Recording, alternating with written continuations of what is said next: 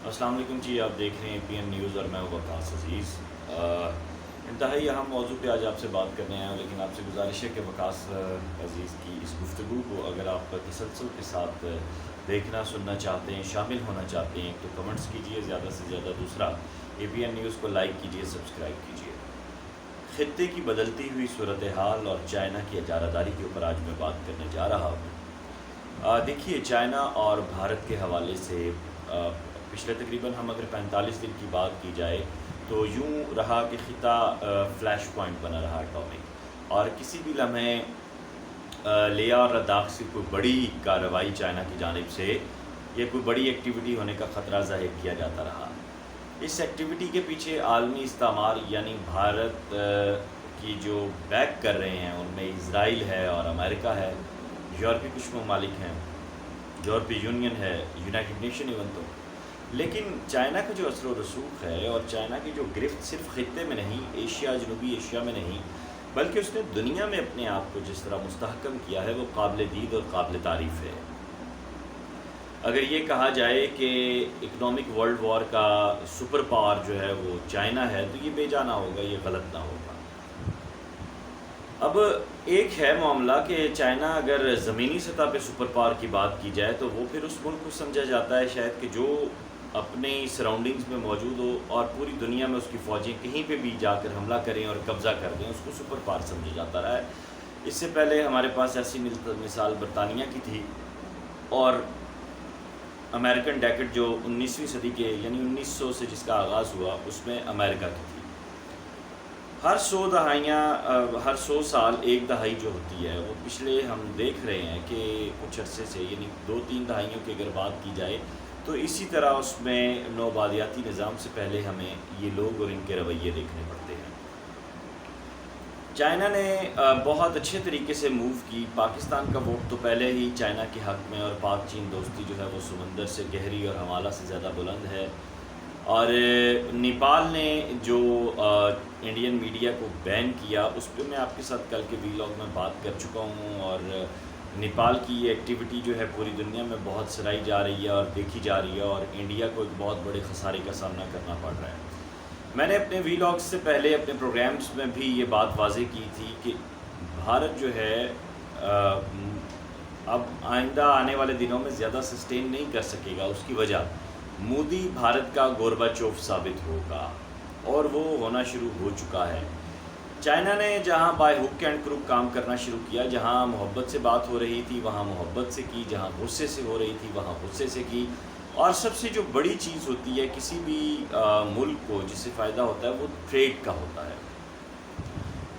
India کو اس وقت trade deficits کا سامنا کرنا پڑ رہا ہے، اور اس کی اکانومی کریش کر رہی ہے، اس کی مارکیٹ کریش کر رہی ہے، چاہے وہ چائنیز مصنوعات کا بائیک آؤٹ کریں، پاکستان کا کریں، دیگر۔ لیکن یہ بات درست ہے کہ دنیا کی جو سب سے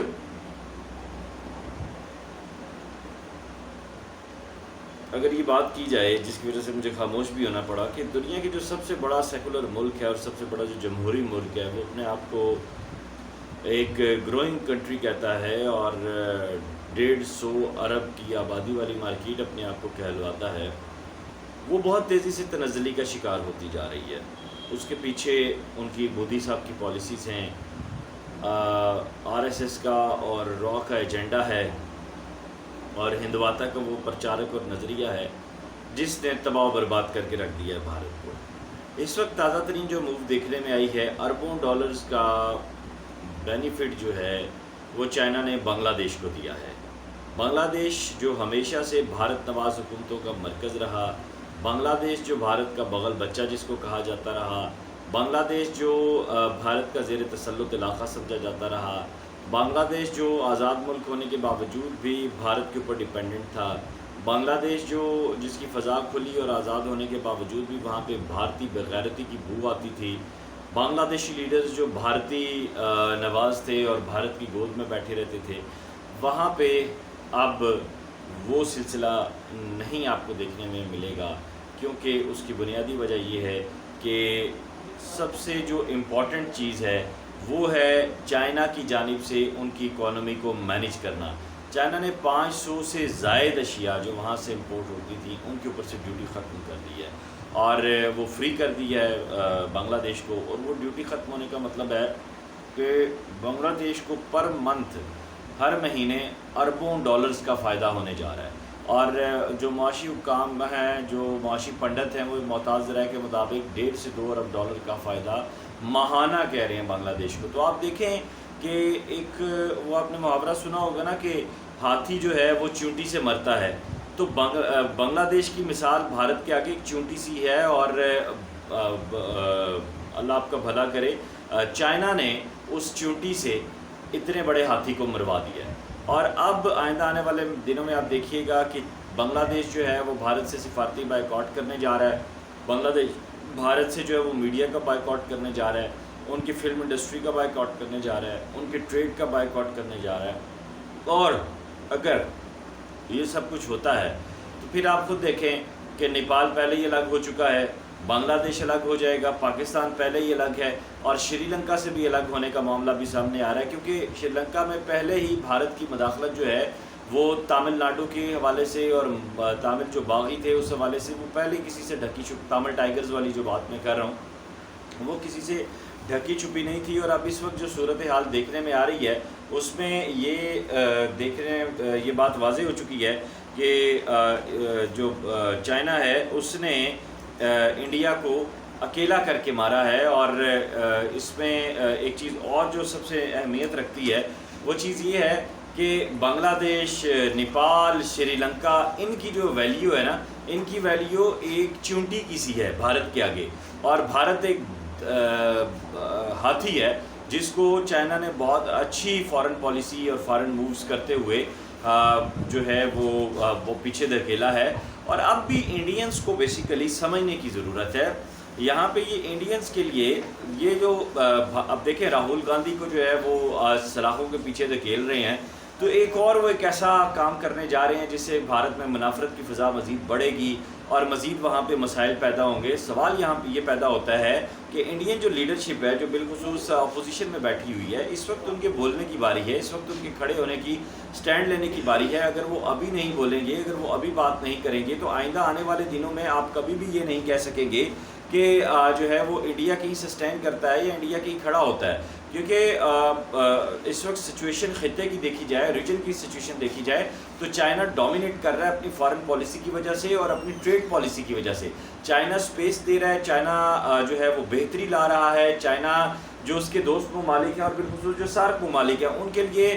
آسانیاں پیدا کر رہا ہے۔ اور کووڈ کے اوپر اس نے جس طرح ریکور کر کے پوری دنیا کو کووڈ کے آگے بیچ دیا ہے، اس کے بعد اس سے کسی قسم کی بھی توقع کی جا سکتی ہے۔ آپ امریکہ کو بے رحم کرتے ہیں، لیکن چائنا جس سمجھداری کے ساتھ موو کر رہا ہے اس پہ کوئی دوسری رائے نہیں ہے، اس پہ کوئی دوسری بات نہیں ہے۔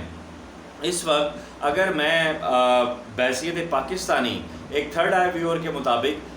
کے تحت اگر میں دیکھوں خطے کی صورتحال کو دور سے دوربین لگا کر، تو مجھے انڈیا دور دور تک سٹینڈ کرتا دکھائی نہیں دے رہا آئندہ آنے والے 20 سے 30 سالوں میں، بلکہ انڈیا مجھے ٹوٹتا ہوا دکھائی دے رہا ہے، اور اس ٹوٹنے کے پیچھے مودی موجود ہے۔ مودی انڈیا کا گورباچوف ثابت ہو رہا ہے، ہوگا کیا مطلب، ہو رہا ہے۔ اور اس سب میں مجھے یہ کہنے میں کوئی یار نہیں ہے کہ بیچارے جو بھارتی ہیں، جو غریب لوگ ہیں، جو محنت کش طبقہ ہے وہاں کا، وہ ایک ایسے ظالم حکمران کے ہاتھوں جو ہے وہ اپنی آئندہ آنے والی نسلیں ختم کرنے جا رہا ہے۔ چائنا کی بہت شارپ موو ہے۔ آخر میں جاتے جاتے یہ میں کہوں گا، چائنا فارن پالیسی کو بہت اچھے طریقے سے لے کر چل رہا ہے۔ چائنیز جو فارن پالیسی ہے وہ اس وقت دنیا کی بہترین فارن پالیسی ہے۔ چائنا نے پاکستان کو، نیپال کو، بنگلہ دیش کو الگ کر لیا، بھوٹان اور شری لنکا کو بھی، مالدیپ کو بھی الگ کر لے گا، تو اس کے بعد پھر سارک ممالک میں انڈیا کہاں کھڑا ہوگا؟ ادھر سے ایران بھی چائنا کے ساتھ جا کے کھڑا ہوگا اور ادھر سے انڈیا بھی سپورٹ کر رہا ہے۔ افغانستان تو بیچارہ، افغانستان نے تو وہیں پہ سٹینڈ کرنا ہے جہاں سے اسے پیسے نظر آنے ہیں۔ انڈیا کے لیے لمحہ فکریہ ہے، انڈیا کے جو بڑے بڑے پردھان منتری اور پنڈت ہیں ان کے لیے لمحہ فکریہ ہے، ان کے لیے سوچنے کی ضرورت ہے کہ وہ کیوں اپنے پاؤں پر کلاڑی کر مار رہے ہیں، وہ کیوں ایسی پالیسیز بنا رہے ہیں جو ان کے ملک کو توڑے گی۔ ہم ایک بینگ اے نیکڈ اینالسٹ کے طور پر انڈیا کے جو اپنے تجزیہ کار ہیں، بھارتی چینلز، بھارتی میڈیا، بھارتی اخبارات اس بات کو جو ہے وہ اب چیخ رہے ہیں کہ جو کام پاکستان نہیں کر سکا وہ چائنا جو ہے وہ خطے میں کر رہا ہے، اور چائنا نے بھارت کو پورے خطے میں اکیلا کر دیا ہے۔ اور خطے میں اکیلے ہونے کا مطلب یہ ہے کہ آپ کے گھر کے لوگوں کا آپ کے اوپر سے اعتبار اٹھ گیا، اس کا مطلب یہ ہے کہ دنیا کا اعتبار آپ سے اٹھنے جا رہا ہے۔ سو اب بھی وقت ہے مودی کے لیے کہ ہوش کے ناخن لے، ورنہ اس کا نام تک نہ ہوگا ناموں میں۔